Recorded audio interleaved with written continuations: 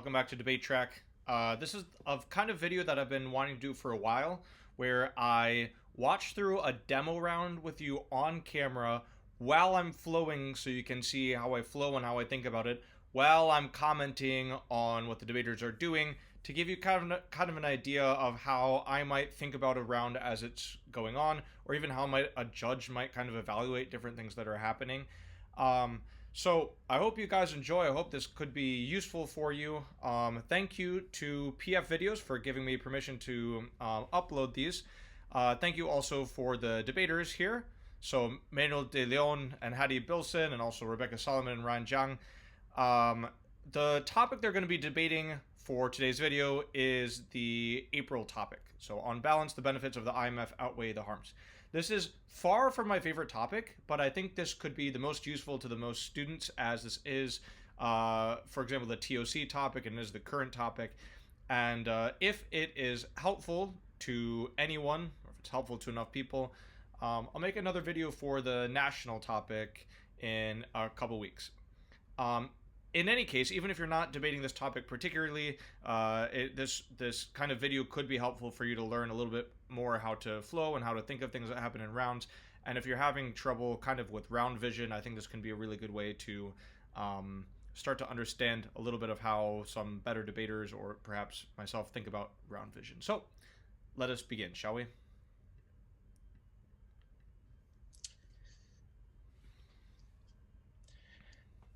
We negate, and contention 1 is slashing social spending. Subpoint A is poverty. According to Barnwall 18, the IMF ensures debt repayment by requiring countries to cut education, eliminate food and transport subsidies, devalue currencies, and freeze wages. These policies increase poverty. The IMF mismanagement of the Asian financial crisis, for instance, led to the creation of 200 million newly poor.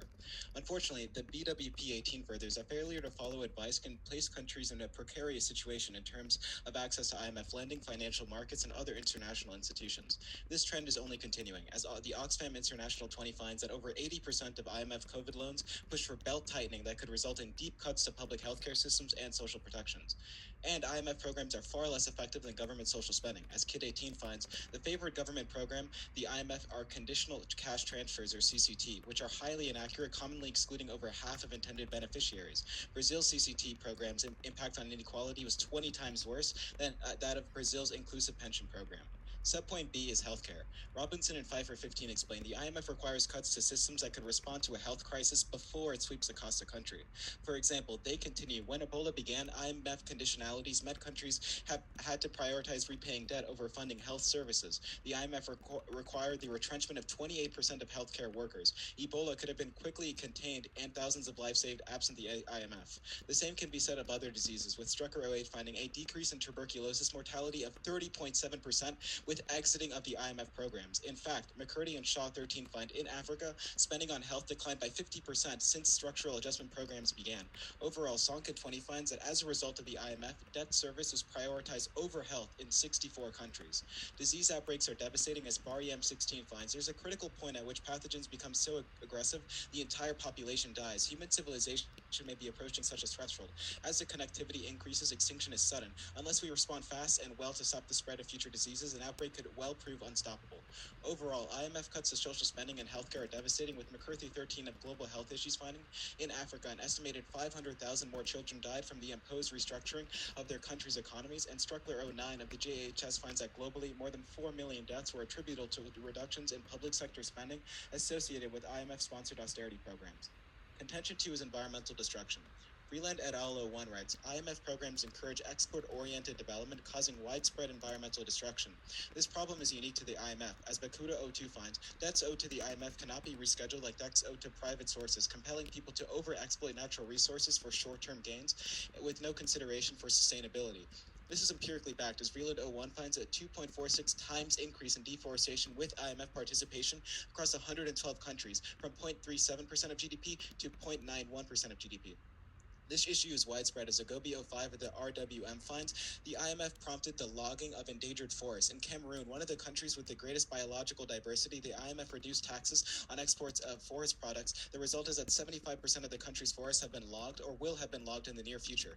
Critically, the African Climate Reports 18 find that 1.6 billion people, including many of the world's poorest, derived food, income, or medical needs directly from the forest. At the same time, Austin 20 of the World Development finds that 75% of new infectious diseases are zoonotic in origin, and forest loss represents one of the most significant forms of environmental degradation, facilitating new human and animal interactions. And the CDC 20 finds zoonotic diseases are responsible for 2.5 billion cases of illnesses and 2.7 million deaths worldwide each year. Even worse, Bariem from above finds that pandemics risk extinction, and independently, biodiversity loss is deadly. As Taurus 16 finds, the repercussions of biod loss are severe as nuclear conflict. Extinction is underway already. Ecosystems can undergo abrupt and irreversible shifts, catastrophic for civilization, a true existential threat. Thus, we negate. All right, so I'm going to be stopping this video after most of the speeches to give a little bit of commentary.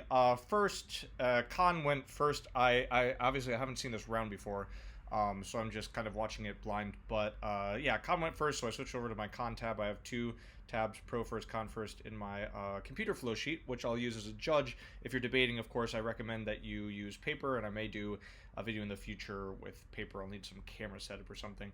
In terms of the flow sheet, the signposting was excellent. So contention 1, contention 2, sign subpoint A, subpoint B. So very, very easy for me to flow, right? Even though I wasn't really sure what was happening at the beginning, it was very, very, very simple. His speaking voice is very clear. More importantly, his speed and the writing of the case as well are also very clear. So I don't think I missed anything crucial. I do have some questions that I might ask, for example, in Crossfire. This is if I was debating. I would have some questions about these things. Essentially things I just need help explaining, that I would want to dig into some of his warrants. If I don't immediately understand, there's a chance that maybe they don't make any sense, right? And if he can't explain it, then that's a reason for me to add to my rebuttals about why I should throw it out. For example, the fact that zoonotic disease is as big of a deal, biodiversity loss is as big of a deal as nuclear conflict, that sounds a little bit fishy to me.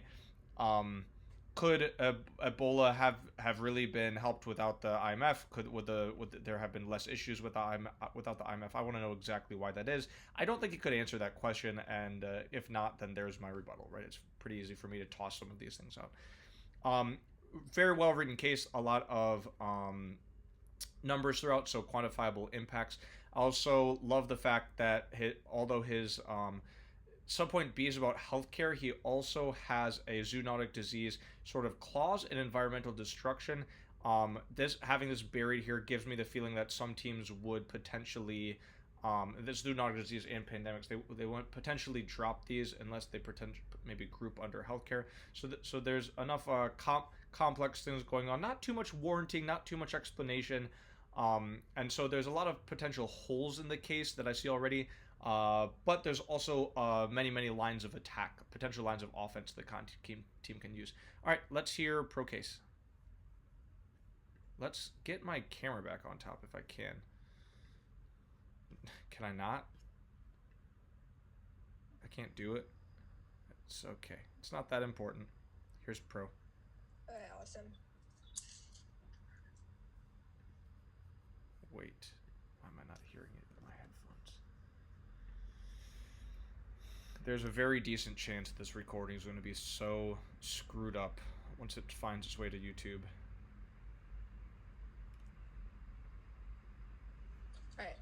Alright.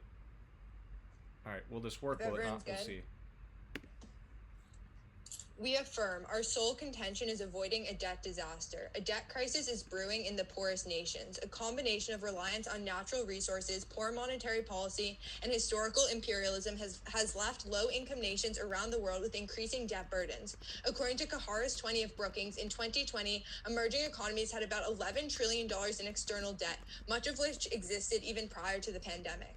The coronavirus pandemic has only worsened this problem, making it impossible for governments to secure financing. The OECD 20 illustrates that COVID reduced private finance flows to developing economies 60% more than the 2008 financial crisis, exacerbating the risk of major development setbacks that could increase future pandemic and climate change vulnerability. Take, for example, Latin America, where said debt crisis could have hit the hardest.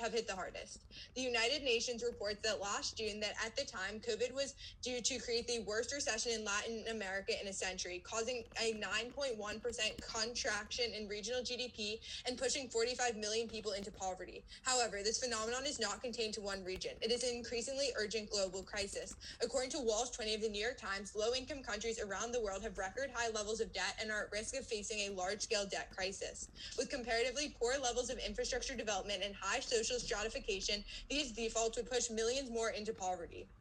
For example, Jones 16 of the GJN reports that in the 1980s and 90s, debt crises pushed 125 million people into extreme poverty in sub-Saharan Africa.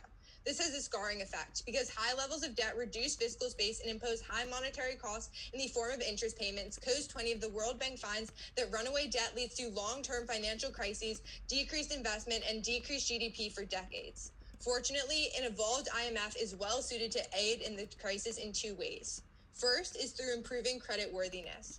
High levels of debt lock countries into a cycle of poverty and economic despair. According to COS 20 of the World Bank, as debt piles up, shaken investors sell off their assets en masse and the economy suffers, worsening the crisis and causing investor confidence to plummet even more. The IMF is critical in breaking the cycle. Taking an IMF loan and the accompanying conditions is often the only way that countries can reassure the global market that they are ready to reform their economy.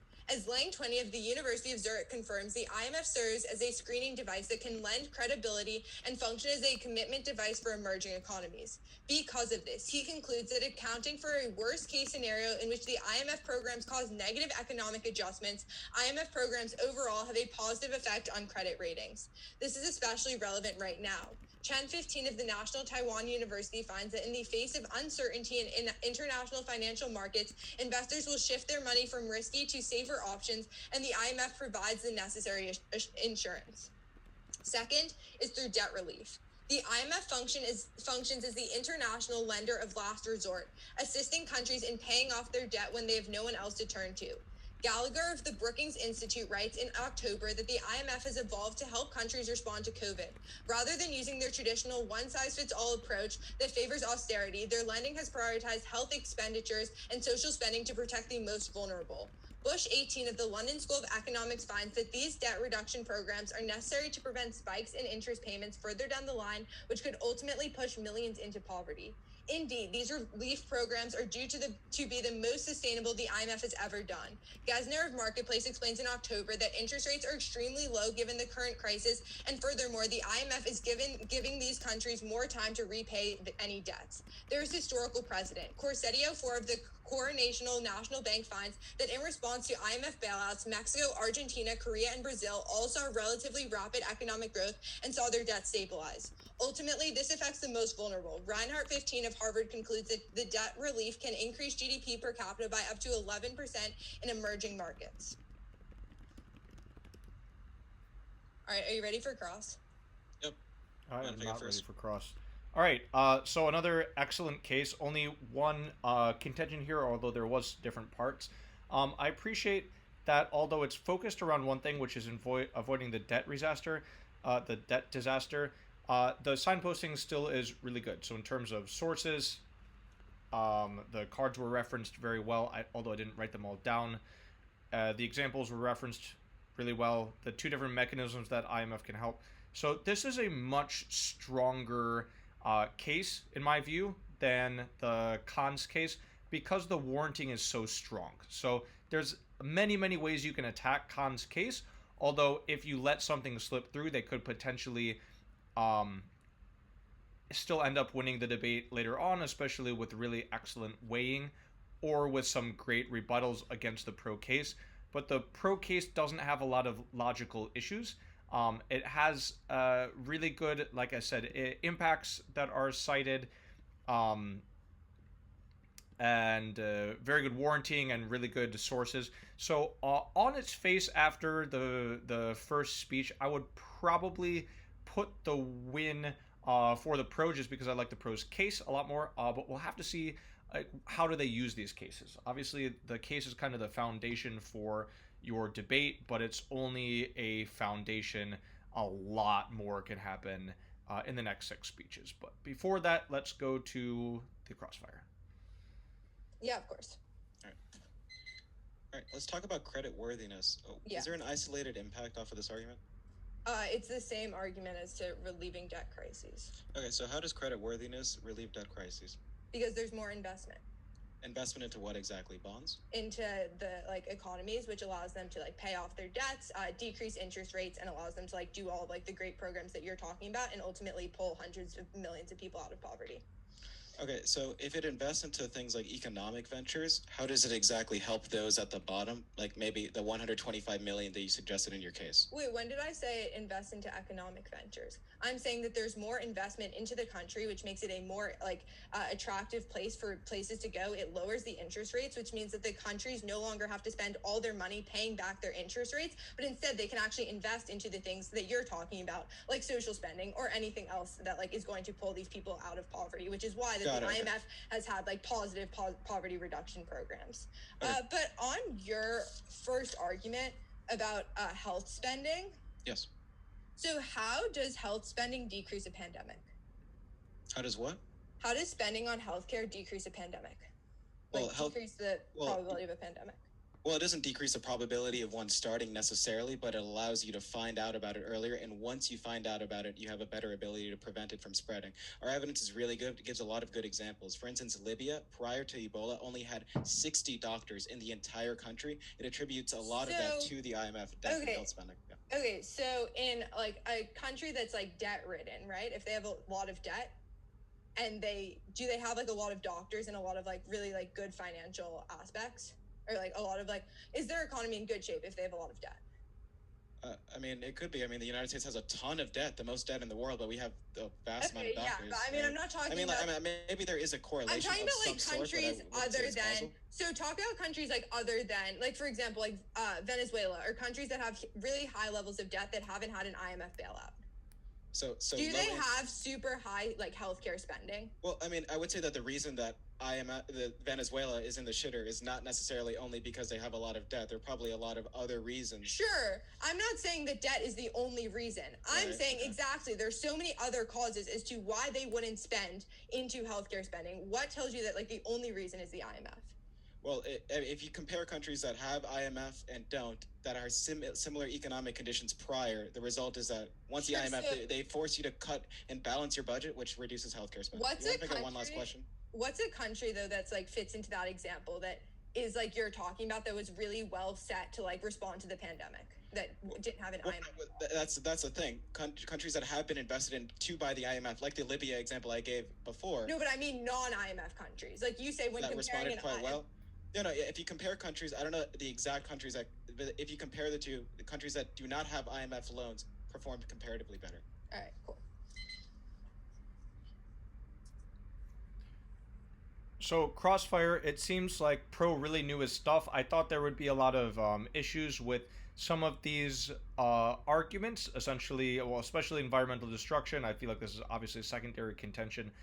But even with healthcare, I feel like there could have been a lot of avenues to attack. It seems like he knew his cards quite well and knew the examples quite well, and he didn't let a whole lot slide. So that was impressive defense of his case.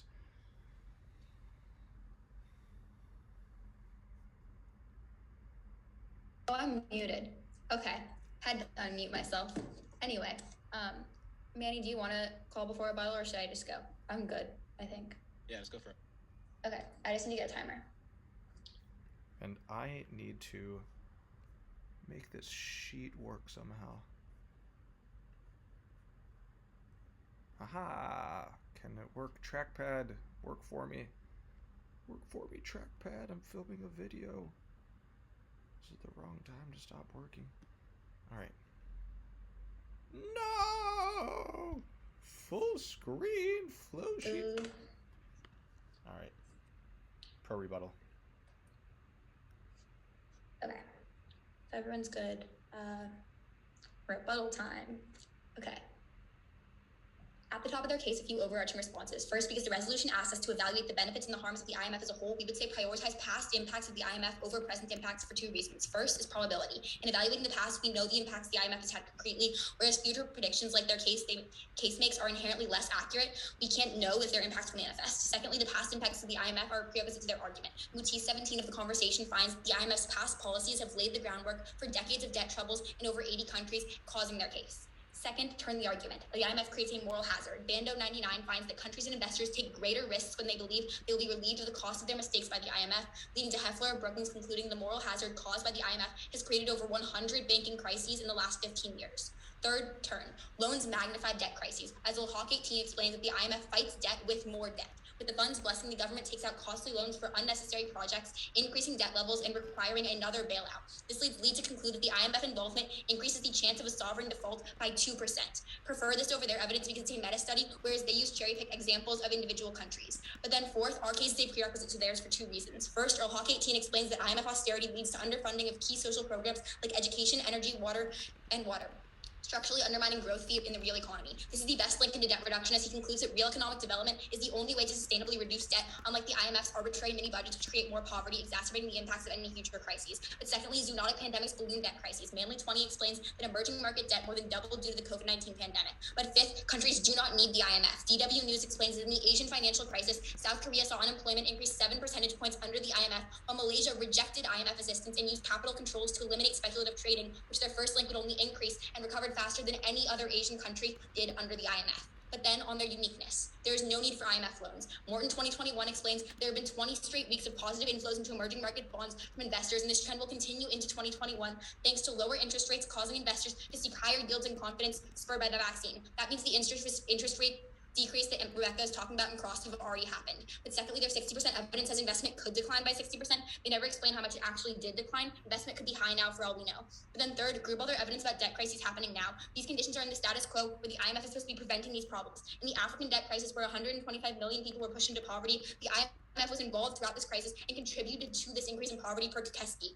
But then fifth, they have no solvency. At best, they link into an increase in growth, but they cannot quantify how much of the projected poverty increases would be averted by IMF assistance and in what countries. But then on their first link about credit, first, the IMF doesn't need to save credit ratings, as Fitch Ratings 2021 explains that 2021 will see an improvement in emerging market credit outlook from 2020 due to higher commodity prices and a weaker US dollar. Second, there's literally no clarity on this argument. They don't give a single example of a country improving their credit rating due to the IMF, which means you don't know which countries they impact to and you don't know how much their credit has improved. Don't let them answer these questions later when it wasn't in case. But then third, you should not vote off credit rating for two reasons. First, credit ratings are temporary. They constantly go up and down based on a quarterly basis, which means the temporary increase from the IMF join would be overshadowed within the next quarter. But then secondly, credit ratings are affected by infinite variables: geopolitical stability, job numbers, growth rates, natural disasters, etc. There are way too many factors to isolate the IMF. But then fifth, creditworthiness only matters if the credit the government gets is spent on poverty reduction. They don't prove that the poverty reduction will happen as a result of creditworthiness. They literally just say investment goes up in general.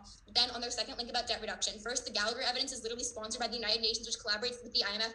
But even if in some cases, the IMF promotes social spending. One, the Oxfam 20 evidence from case finds that 84% of loans in 2020 still have harmful conditions that cause social spending cuts. They impacted 16% of countries at best. But secondly, Stuckler of the JHS finds that even when the IMF claims to promote social spending through floors, the overall budget cuts mandated to pay back loans leave governments with no choice but to slash social spending budgets, with Kent Kellen is furthering that loans with reform conditions are unable to be followed more than half the time. Then six, see, we always outweigh on time frame. The IMF may have encouraged social spending once or twice in 2020, but its overall impact on social spending has been disastrous in the past 5 decades. But then recognize their Reinhardt evidence is that debt relief in general. When analyzing IMF debt relief programs, Vreeland et al. Finds a 55.3% decrease in growth associated with joining an IMF program due to public sector cuts and currency devaluation. But secondly, debt reduction fails. Bando 99 finds that 67 countries have been repeat customers of the IMF for over a decade as the initial programs failed to reduce debt. And the examples they give of countries having growth from the IMF are awful. Argentina has defaulted 9 times in recent history. History has been a perpetual econ crisis. And our case evidence indicates that Mexican poverty increased 50% under the IMF, which is a more direct link into poverty than general growth. And South Korean unemployment skyrocketed under the IMF. These are terrible examples.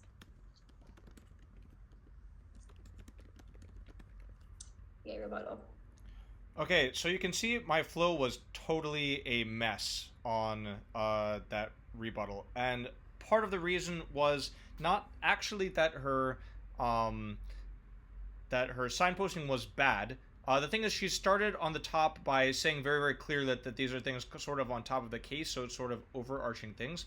When she went on to her next argument, she didn't make it clear enough to me. So I was a little bit lost about where was she moving on to the next argument. Now, there could be some or many debaters or judges who would not have any problems following her. In other words, who wouldn't have flow that it's so messy, especially when they're used to that speed. So this is certainly not like, my take on her speech is very personal, and it definitely depends on your judges, sort of like how fast can you be going, how much experience do they have, especially with policy debate or following a lot of very complex arguments. Perhaps I'm simply bad at this, but in essence, there's a lot of what she said that was lost on me, right? So in case I didn't really miss a whole lot, but in that rebuttal, there's a lot that was lost on me on her overarching things. I think I got everything right, but on her specific rebuttals to specific things and specific cards, there's a lot that I just didn't get. So if there is any debate about that later on, about like what exactly she said and didn't say, it's not likely to happen, and if it does happen, it's not likely to change the course of the debate. But it would give me it does make me concerned that I'm not able to judge this round, let's say, as well as the debaters deserve to be judged, because here I'm just missing a lot on the flow. All right, let's go on to the next rebuttal.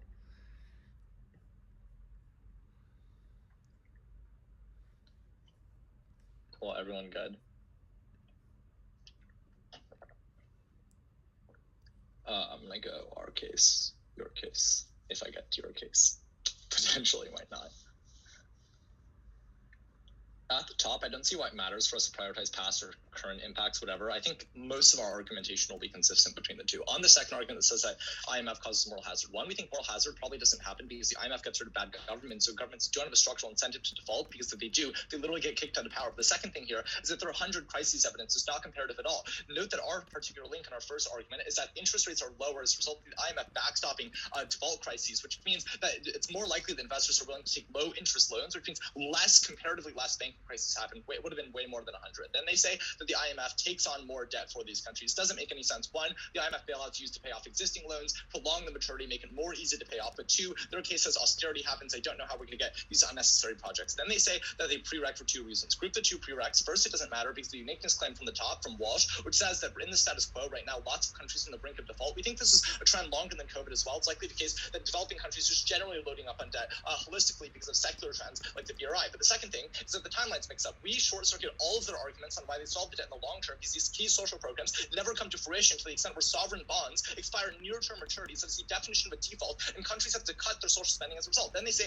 that empirics prove because of South Korea and Malaysia. South Korea was also the most exposed in the 97 financial crisis, while Malaysia was the least. This is the worst example I've ever heard in my life, considering what we just heard at the end of the last rebuttal. Then on the uniqueness claims, first they say that we'll just group all their uniqueness claims, concede their Morton evidence, which says that emerging markets are pretty good right now. But the explanation for that is not lower interest rates, which have been rising by 70 bips in January, but rather that the IMF deployed $90 billion to over 100 programs during COVID-19. The IMF is the reason that emerging markets are back on their feet, which also explains the 60% evidence, because it would have been a 60% decline without the IMF. Then on the first link, first they say that emerging markets are improving. One, the Fitch evidence says it's challenging. There's potential for defaults in the status quo. But two, emerging markets just generally have unavoidable downswings and defaults when things get bad. Then there's no clarity of impact.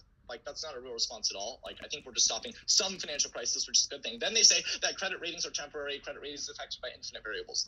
Credit ratings being better is critical during the recessions, which is when the IMF actually offsets these credit ratings. Credit ratings are better when investors are more willing to lend at lower interest rates, despite the fact that the country might default. But second, these infinite variables are all correlated. Everything goes to shit at the point in which the country just goes into recession, like jobs, political stability, etc., which means that you need to counterbalance that. That's the IMF. Then they say that creditworthiness only matters if the credit is spent on poverty reduction. The government doesn't have to do everything. Financial crises are just generally bad because of currency crises, inflation, default, etc. Then on the second argument about debt relief, we short-circuit all their turns, because if you have a better credit rating, it's less likely that you're going to default because interest rates are lower. On their case, not going to respond, only going to weigh. On their first argument, avoiding debt crises, prereq social spending. One, sovereign defaults prevent governments from spending because tax revenue has to go to creditors first. Pretty simple. But two, debt crises also create currency crises, which reduce the value of existing social spending. spending as the currency inflates. But independently, lower bond yields as a result of the IMF creates more social spending. One, higher yields preclude countries from borrowing more because bond issuance are accepted at a lower face value, which means that we actually outweigh them because deficit spending is counter-cyclical and helps the poor. But two, these higher yields just stymie political will for social spending because of deficit hawks in the countries, which means you never actually get the actual ability to pass political policy to actually benefit the economy. Our Lincolns are much better than theirs. One, the IMF is short-term social spending cuts. These are long-term endemic cuts as a result of higher debt. But two, defaults are likely inevitable, and you can have a restructuring or a bailout anyways in the long term, which means probably better to just have it now than have it later. On the argument about environmental default, just going away again. Debt crises prevent countries from rolling over existing debt. The IMF actually prolongs debt maturities, which means the fact that IMF debt exists, it means that that other debt exists means that countries are always going to overexploit natural resources in the short term with no consideration for the long term. But secondly, sovereign debt's often collateralized with hard assets that include natural resources, things like that. If anything, the IMF bailouts force diversification from these commodity end markets by allowing development, etc., by forcing them to switch into different industries so they can actually pay the IMF back. But finally, higher levels of poverty just causes deforestation. A, lower income individuals are more likely to use intensive agricultural practices. Their own evidence says this. But B, lower income individuals have to use biomass, which, as far as I know, involves the cutting down of trees to burn it in your own home. Likely leads to more deforestation. You ready for cross? All right, so my short take on these two rebuttals is that Hattie Bilson is way, way, way smarter than me, and Ryan is just way smarter than me.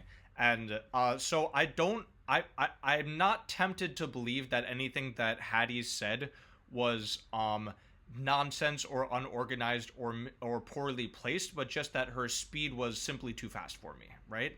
And I'm putting this up and just saying it naturally, admitting to it, because it's true. Like, you're gonna be, smarter than a lot of judges. Like, to put it bluntly, many debaters who are high achieving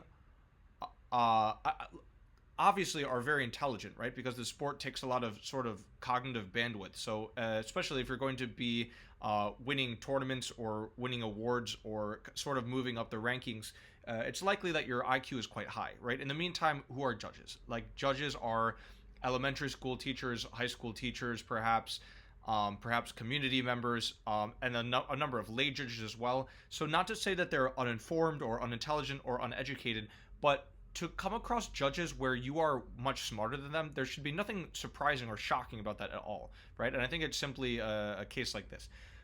So I followed Ryan's his rebuttal. I followed it better, but I believe only because he was just going a lot slower, right? And I don't think I don't think either of these two debaters had me in mind when they were doing this demo debate for the internet. In any case, I don't think anything has been determined after this rebuttal. I don't think it's obvious which team is winning. I think Ryan did a great job of covering the things, the kind of overviews of the case of the rebuttals that were the most dangerous, and also dealing with a lot of the other specific rebuttals. But I think there's still plenty of uncovered or undercovered paths in both of their cases to potentially win on. So some of these healthcare things seem winnable, and especially combined with the zoonotic disease pandemics. This was all but unaddressed. Obviously, Ryan didn't have a ton of time in his rebuttal speech because he mostly did frontlinings, which was a good use of his time. Good to do weighing, very efficient, especially after that scathing rebuttal from the con team. But nevertheless, a lot uncovered in the con case, and a few things uncovered in the pro case. I think they could dig some things out. Actually, on further evaluation, I am thinking at this point, con seems to be up, because I think their rebuttals, a lot of them could still stand. A lot of, especially these past ones, or these big ones, they could use for weighing in their final speeches. And I think there's just too much uncovered in the con case. So I think con has perhaps more. I think the pro team has much more work to do going forward if they want to win this debate. I think con has put themselves solidly in the front after that rebuttal. Let's hear Crossfire. Can I have the first question? It's just clarifying. You're muted. Okay. Yeah, go wait, ahead. I need to set a timer, actually. 1 sec. Unless you have one. I'm just working on it. No, I don't have one. Okay, I wasn't I got timing. Yeah. Nice. Okay. I just didn't hear what you said in response to the Fitch card. What was your response to that? On your Fitch evidence says that emerging market outlooks are challenging and there are potential for defaults in the status quo. And also the second response is just that generally every time there's a recession, commodity prices are incredibly linked to EM markets. So emerging markets go into default all the time, literally every time there's a recession.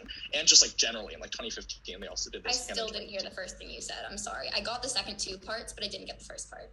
Your evidence just says that like emerging market outlets are challenging and there's high potential for defaults. Okay. Yeah. Got it. Can I have a question? Yeah, sure. So I guess like how does the IMF result in higher levels of debt? Because in order, like what the IMF gives out are loans, which are more money that you have to pay back, which is then more debt. And when the IMF gives out these loans, a lot of the time, the loans are like not strategic to like specifically that country's needs. So they have a lot of projects that the country doesn't actually need that are incredibly costly that they think will raise revenue for the country. When it doesn't actually raise revenue, it pushes them further into debt.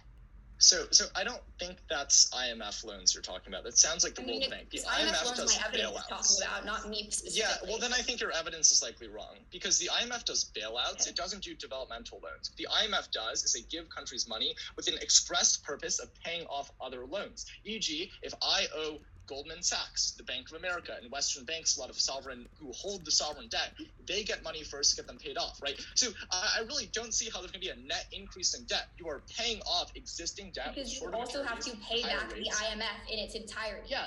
But do you see what I'm saying? If I take $1 and I pay off an existing creditor, yes, I still owe the IMF money, but there's not an increase in debt. It is symmetrically the same amount of debt. The only difference is an increase because of structural adjustment programs, right? So the IMF doesn't just say have this money and pay it to creditors. They also say we're going to help you deal with your debt crisis in a multitude of ways, and the ways will help you deal with your debt crisis. So just to clarify to anyone watching, these Crossfire questions, I'm adding some details. Obviously, a lot of people don't flow Crossfire. I just appreciate hearing the debaters' thoughts. Sometimes if I'm confused about where they're coming from, the Crossfire can obviously help to crystallize some of the points that they're thinking about. So this helps me to follow them a little bit better. Involves stimulating certain... Ryan, can I finish? Involves stimulating specific industries, and the industries that they tell these countries to stimulate and give them loans to use often don't generate the revenue they need in order to pay back the IMF.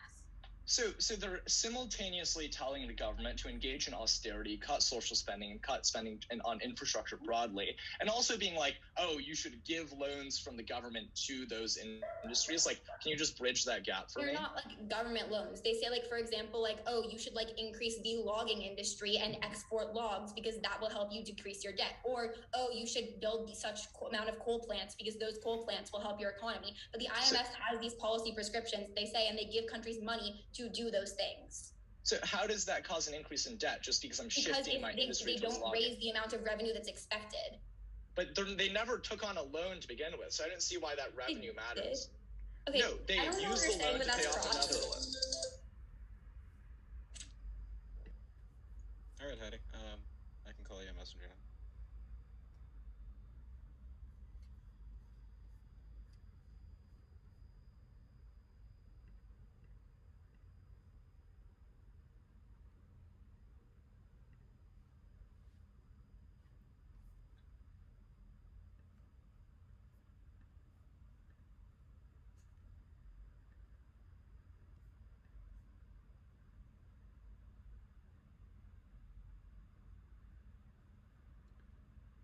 I don't think I heard a call for... I don't know if they're all on mute or who's talking. I believe they're prepping, but I didn't hear a call for prep. I think Rebecca might be singing. Manuel might be practicing. I have no idea what's happening. They may all be discussing things, but I didn't hear the call for prep. While we wait for them, let's take a look at some comments, shall we? Browse some comments if y'all haven't done this already. Where are the comments? Aha. RFD. Oh my gosh, there's an RFD here. This is gonna bias my decision. AF won this. They weighed much better. Neg failed to. In terms of scope, Neg failed and relied too heavily on it. I'll come back and comment on that afterwards. Yeah, get it. I agree with that. Who do you think who? Who do you think who? Who do you think who? Yes, who do you think who? Where can I get these cases? Saresh, you're lazy. Check the description. Ah, you can just steal them. Prep used in this round. Camp info future prep uploads. Nice. Pays to be lazy. Thank you, Manuel de Leon. Hey, you're one of the debaters, right? Nice. Nice. Oh my god, who's the guy with the curly hair? He's Manuel de Leon. Mark Zuckerberg. What? What? Chelsea Hernandez. Go add that guy on Instagram. This definitely seems like prep. They're laughing. They're laughing. You can't laugh during a debate round.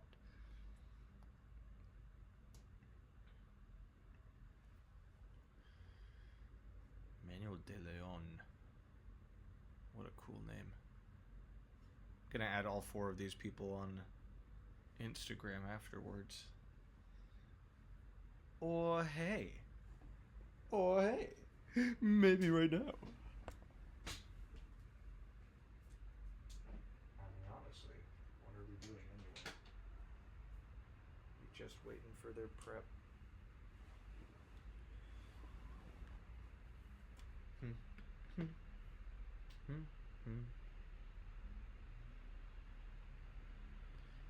If anyone watches this entire commentary video, I will be ecstatic.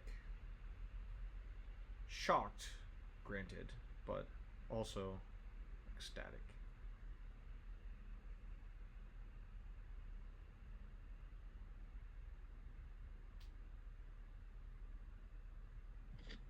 All right. It'll begin on the negative case. All right.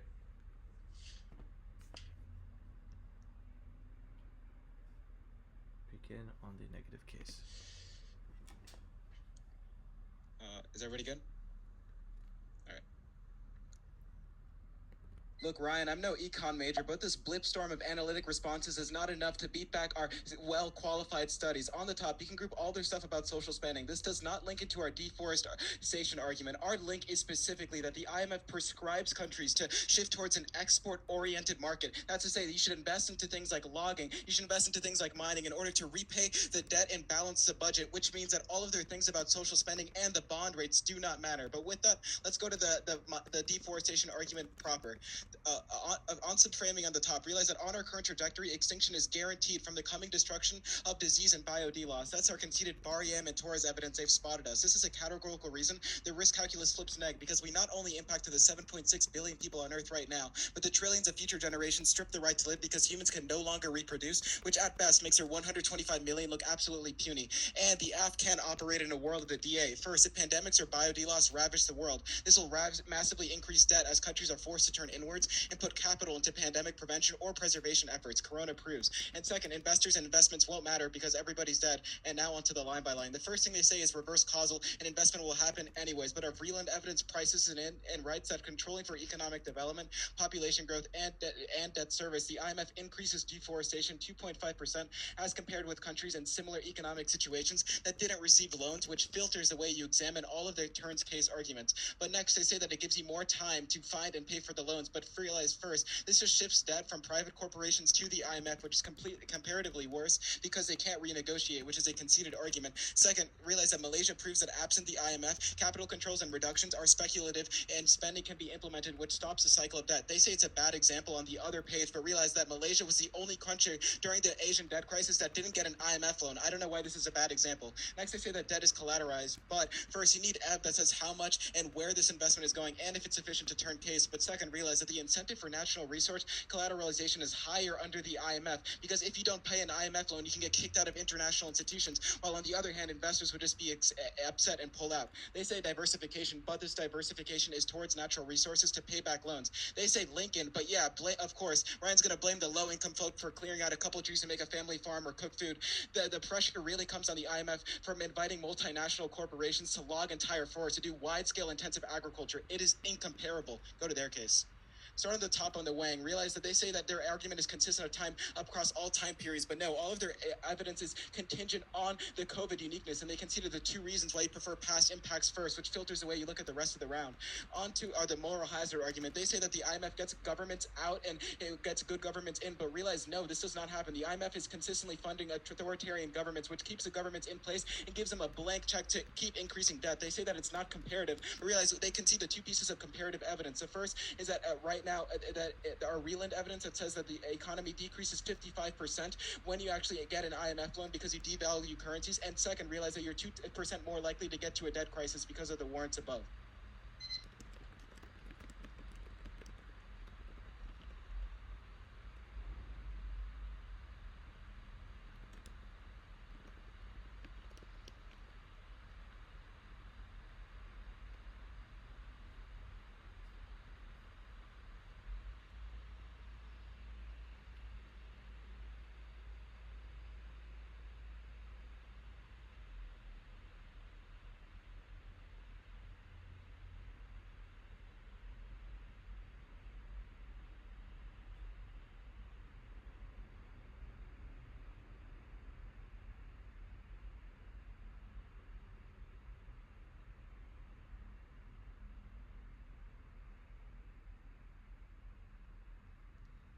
Alright, I'm gonna skip through this prep and onto his speech.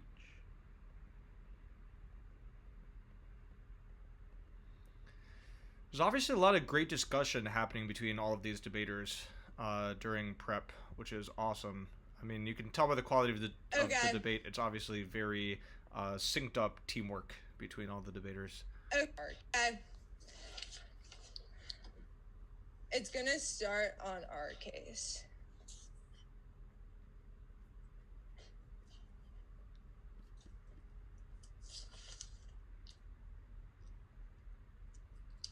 All right.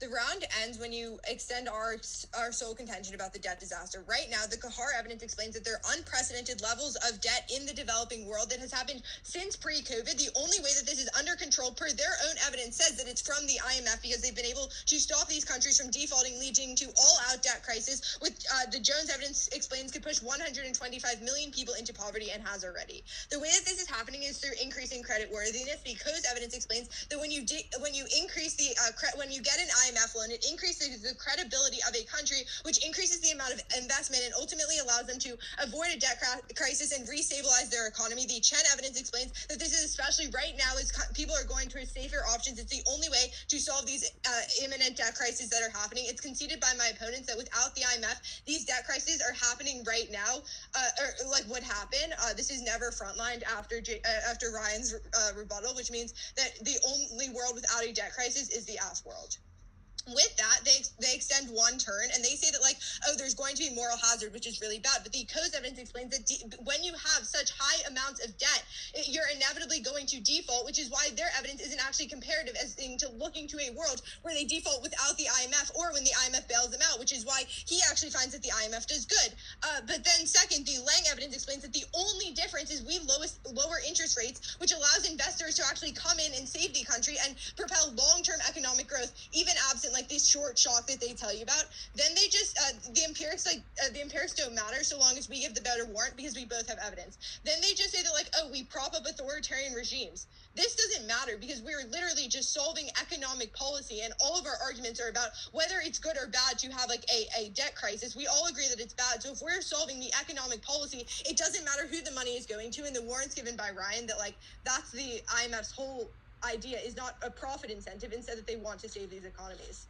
With that, you don't have to evaluate their case because we outweigh for two reasons. First is the weighing that Ryan gives you, which is the prereq, where he says that this is the only way to actually allow them to pay off their debt to other creditors and avoid like large-scale debt crises.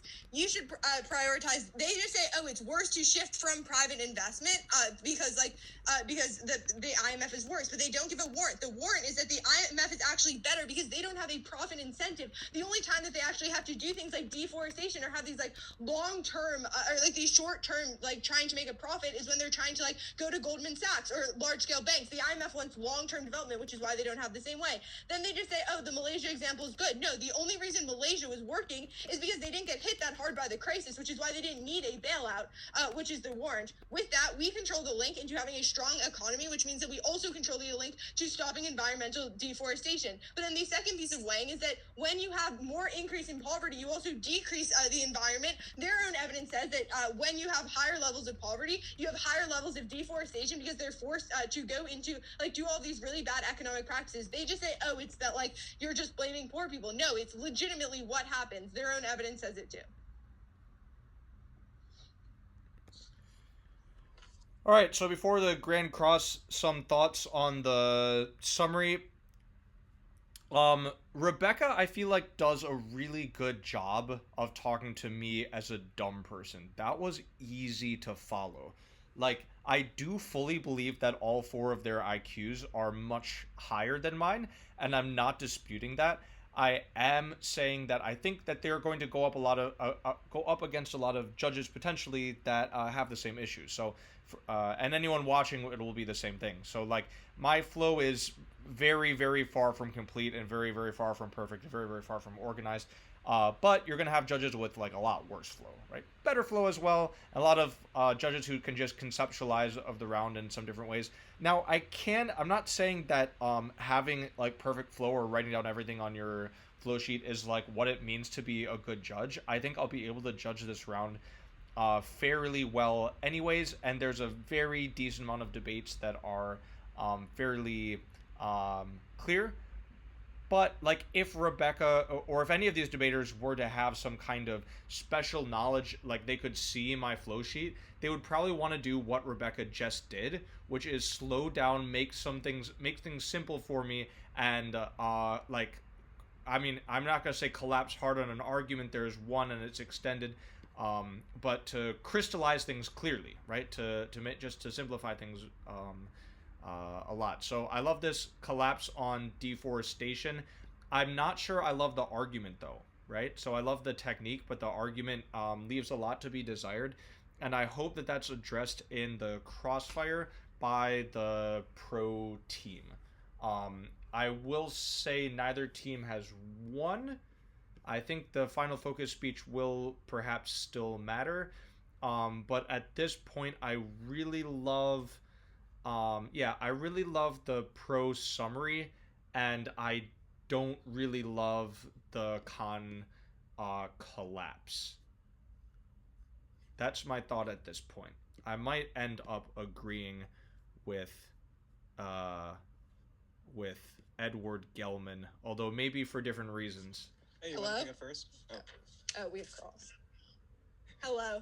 Yes, all good. Hello, everyone. I forgot about Cross. All right. Yeah, all good. All right. On this first prerequisite, you're saying that the only reason they deforest is to go to Goldman Sachs. Could you maybe explain why that's true? Sure.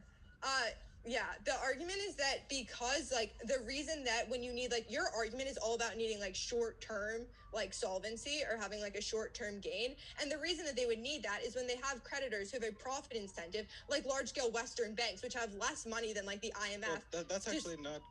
Well, actually, Goldman Sachs and those private organizations and investors, you can renegotiate those debts. But the IMF, the reason it's specific is you cannot renegotiate with the IMF, which is why you uniquely need that short-term capital, which leads to resource extraction. Yeah, No, so here's the comparative. Here's the comparative, right? So I think like first, you can't renegotiate with Goldman Sachs. And the reason is the warrant that we give to you in case. No, just let me finish. The reason is the warrant we extend in case, which is particularly, we say that investors aren't willing to refinance debt because they don't think they'll ever get paid back. E.g., if Argentina can't pay them back in 2018, it's unlikely they'll be able to pay them back in 2020. So the result is investors all flee the country and they call back these bonds, which is what forces the sovereign defaults. The interesting thing that actually happens is when the IMF goes in, sovereign lenders like Goldman Sachs are suddenly willing to continue lending, refinance those debts, and allow Argentina to pay back later, which is why countries are more short-termist on your side because the IMF extends the maturities on their bonds, whereas their existing bonds do not have longer maturities. They have maturities in the next 1 or 2 years, which is why they're forcing engage environmental liquidation. Can we have a question? What happens when a country defaults? Like, how often what happens if a country defaults? Like what's the impact you read off of defaults?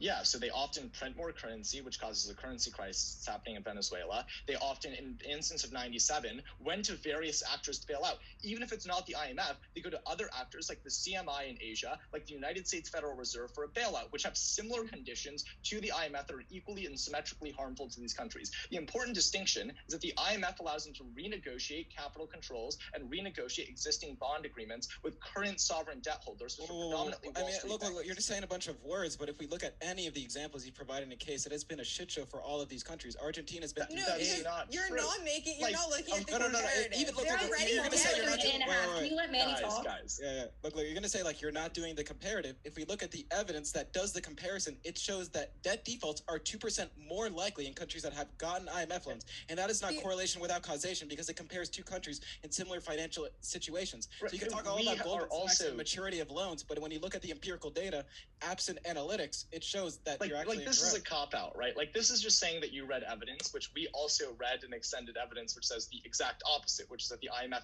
reduces the propensity for bailout. The missing component is the logical explanation as to why it is the case that countries are more likely to default. The IMF creates a devaluation of the currency, which is what Manny extended in his that summary, happens because anyways. It requires They everything to be devalue their denominated in currency. the dollar, and the denomination in the dollar is really high compared to the country, like those developing countries' currencies, which creates another currency crisis in the countries, which makes it impossible for them to pay off their debts in the long term.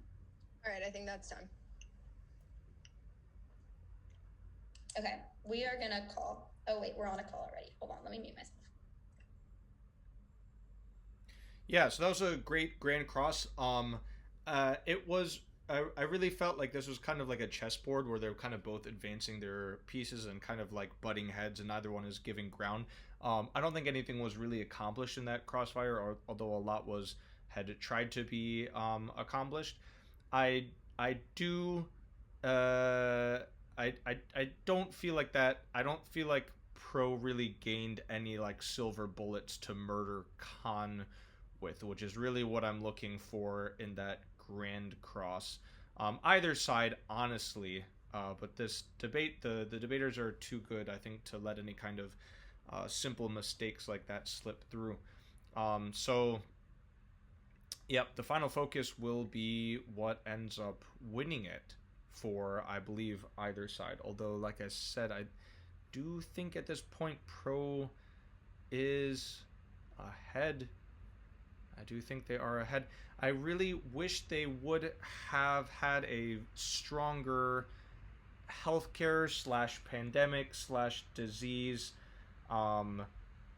sort of line of offense that they could use to win, because this argument was all but conceded, and it was I'm gonna start on their case and then go to our case.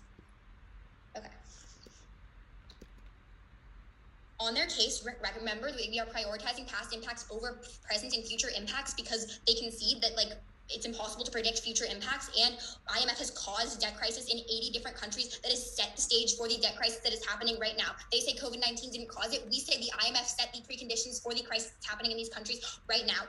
What that means is that all of their evidence about like current crises and like solving for a current crisis is all predictive, which means you prioritize it below our case evidence. But then on their specific arguments, remember a couple of things. First, we would say the IMF creates a moral hazard because it causes countries to take more risks because they believe the IMF will step in. This is why Heffler says that 100 crises have been caused directly because of the IMF that would not have happened absent IMF intervention. They just say that this high debt would cause a default regardless. What we would say is that a default is honestly not as bad as having perpetual debt crisis over generations and having more and more defaults in the long term, which is why our Lee evidence says that the IMF, because it causes currency crisis, makes a default 2% more likely under IMF loans. But secondly, we would say that they entirely ignore our Vreeland evidence, which says that growth decreases 55% under the IMF because it causes economic devaluation in a country and because of austerity measures. That's really important because the entire way that they link into solving poverty in their country is through growth, but growth is decreased 55% per Vreeland. But then on our case.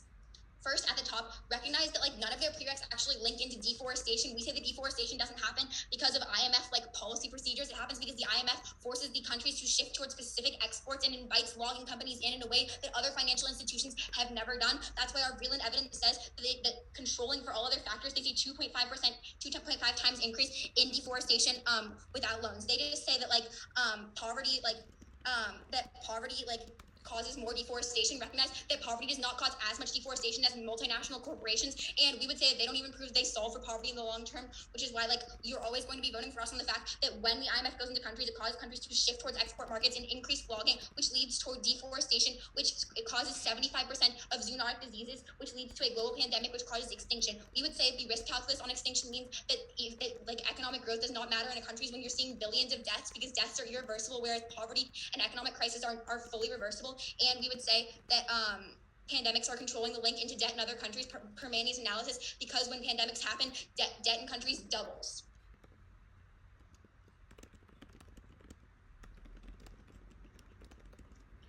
So I think I don't think that's as good as Hattie could have done. I do think that speech, obviously being the final collapse, was appropriately simple compared to her rebuttal speech, which was honestly, I don't want to say cluttered, but there was a lot of details in it that they didn't end up using for the collapse, so it could have been literally too much. I think she's too smart. It's a simple thing, but I think the final focus was much better in terms of simplification. Her rebuttals and her framing of the pros case were really, really excellent, and her extension of some of her defense. The big issue is that, and even a little bit of weighing on specifically on reversibility and this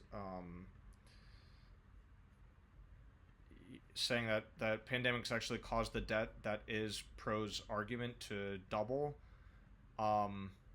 There's a couple weighing mechanisms that are good here, but I think the only way she could have really won, absent a really, really bad pro final, would be to collapse very hard on deforestation, to not extend so much defense, to just do extension on deforestation, disease. I want more explanation, more extending of warrants, and then hard weighing on reversibility, but double down on that. Prereq, double down on that. But I need more weighing mechanisms too, right? She can potentially win on this bad deforestation arguments against some judges, perhaps honestly not even me. But if she collapses hard on it, and then does hard weighing, I need a full minute of weighing against their arguments. I think she had the seeds of what would have been, let's say, a borderline final focus, not a solidly winning one, but perhaps a borderline one. But with that, I think she may have just lost. This I'm not so interested in. I need to know about deforestation. I need some. If you're a little bit behind the debate round, you need to go for hard weighing in final focus. Anyway, let's see what the pro team does. If they don't give this speech at all, Khan wins. think we hear a couple of things from side opposition in the last speech. The first is this idea of future impacts versus past impacts. I don't really see why this matters. Our argument is symmetric, that past IMF actions have equally been good by lowering interest rates. On moral hazards, they do not engage with the analysis we give you, which is the COAST evidence, which says that when you have high amounts of default, you have debt crises and defaults inevitably, which means their evidence does not make any sense. You cannot say defaults are not that bad because debt crises are worse, because those two things are the same. We tell you from the Lang evidence that comparatively there were lower numbers of debt crises and defaults because interest rates are lower and investors come in and are willing to fund the debt or renegotiate it, etc. We tell you that their 100 crisis evidence then is not comparable, which is we tell you comparatively there were much more than 100 crises in the world without the IMF. Then same with like all this growth evidence, right? In a world where devaluation of currency happens on either side, we tell you that specifically what happens is the IMF bails these countries out, which is what allows other creditors to invest in these countries, own those sovereign bonds, and allows these countries to get back on their feet. And that's why we tell you that you avoid 125 million people in poverty. But independently, on their case and the prereq that actually happens, I think like there's a misconception of what the actual prereq is, which is their internal link on the Vatika evidence in their case is that the IMF debt can't be rescheduled, which means that people overexploit natural resources for short-term gains with no consideration of sustainability. We tell you that the IMF actually has longer maturities because they extend these loans and foreign creditors are more willing to accept and renegotiate, and that is the point where they don't need to engage in short-termist behavior that leads to logging inevitably, which means two things here. The first best case scenario for them is even if they are a comparatively stronger link to delogging, it does not matter because our link is still a non-unique to their case, which means that inevitably extinction happens, but comparatively you have fewer banking crises until that point in time, still a positive impact for side affirmative. But the second thing that actually happens, we think, ours is a stronger link. It does not matter because we, whether or not it's like the case that the IMF forces countries to shift towards specific exports, because there are more cases where people consider going to the IMF than there are cases that will actually go to the IMF, which means we have a stronger link in the amount of delogging. I think that is why it's like a pretty clear affirmative ballot. Hey, good round. Yeah, super good round. This is a like very high quality, high level debate. I have a lot of respect for their for them. I want to say they're coaches, but I don't know if they have coaches, and if so, I don't know who their coaches are. But really excellent debate. I thank you so much. Well, thank all four of them so much for putting this up for everyone to use for free, and thank you to PF Videos for hosting it as well. Very impressive debate. I think very educational for a lot of people, for at least 3,600 people so far. 3,600 plus me, plus one, and any of you that are watching. In terms of the final analysis, this is kind of the things that I would be looking over as I was writing up my RFD, because honestly, in a round like this, I would probably take 10 to 15 minutes to really try to go through all of the arguments on my flow, to try to sort of reconfirm everything that was going on and to think through more clearly what happened. So the biggest things for both sides is that the final focus speech is primarily about weighing. But not only that, I mean, clearly the summary also in a close round like this should have a lot of weighing, and weighing that sets up the final focus speech. But not only that, weighing can come in the rebuttal speech, as with the pros rebuttal speech was, let's say, primarily weighing, but there weren't any very clear mechanisms that they, let's say,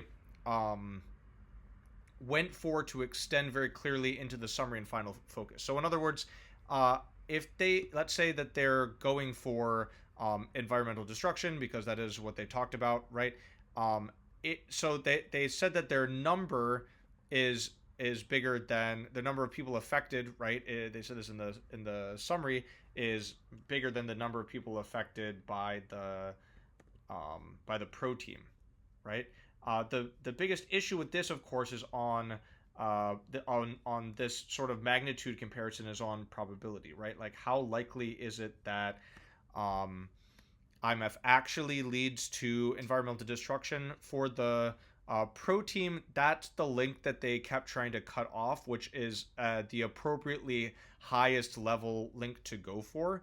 But then I would love some other rebuttals about, like, even if the IMF does cause some kind of environmental destruction, why would it not lead to extinction? Why would it not lead to pandemics or a zoonotic disease? Perhaps these things are a bit too specific, and their turn, which they never labeled a turn, but their turn just that the IMF actually, like, will prevent and not cause environmental destruction because countries will have kind of a longer time to pay back the debt. That was a very good rebuttal that they extended well. They did extend that quite well. For the deforestation argument, what are the things you need to win on? I just think a much firmer, much solid case focused around that. For example, specific examples, perhaps several different unique scenarios. I think zoonotic disease is extremely interesting.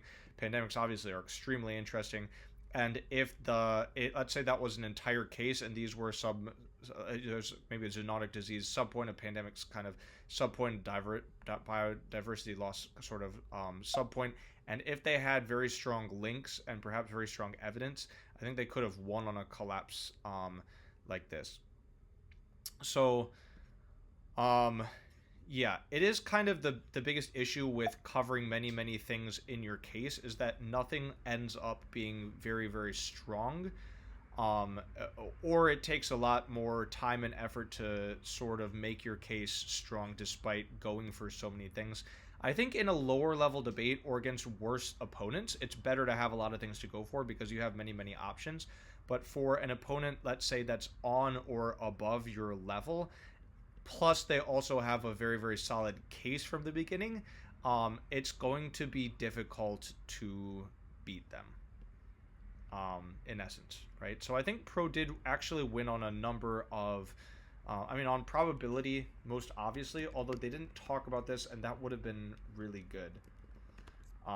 Because clearly the probability of these 125 million people being affected, or of just kind of long-term financial aid from the IMF, sort of like fixing countries' economies long-term, and especially with debt, versus the probability of deforestation happening in the first place, versus causing disease, versus also causing extinction or some kind of crazy effect like that. I mean, Pro has a very, very clean win on probability, right? And they actually did do very, very good link defense against this collapse. I'm just trying to look at the con case and think, is there any other collapse that would have made more sense? I think if there was a collapse using, like I said before, Ebola, future diseases, pandemics, but they really would have needed to add some more evidence to it. They would have needed some kind of extension on that, or, as I said, some very careful weighing in summary and some very heavy weighing in final focus in order to beat the debt disaster argument, because Pro just had this argument down so well. It's not complicated, it's not sexy, it's not fancy, but it's a good argument, and it's really well constructed, and the case, unfortunately for Con, just makes a lot of sense. And even more unfortunately for Con, they know their arguments really, really well. So yeah, at the end of the day, I don't think either team did enough weighing at all. I think it was simply that Pro had a better case, and that they extended the right defense well, and maybe as importantly, Neg just didn't have a great collapse. They just didn't have a whole lot going for them, honestly. So I do agree with Edward. I agree with for other reasons, I suppose. All right. Thanks all to y'all again. Thanks to anyone who's sat through this video. Comment below if you've finished, by the way. I will be impressed. If a single person made it here, please let me know. I will send you love and gratitude from the bottom of my heart for sitting through this. Yeah, I've totally stopped moving here. All right, if any of you are going to be using this topic for upcoming tournaments, good luck. Have fun, have a good time. And for anyone else, thanks for watching. Adios.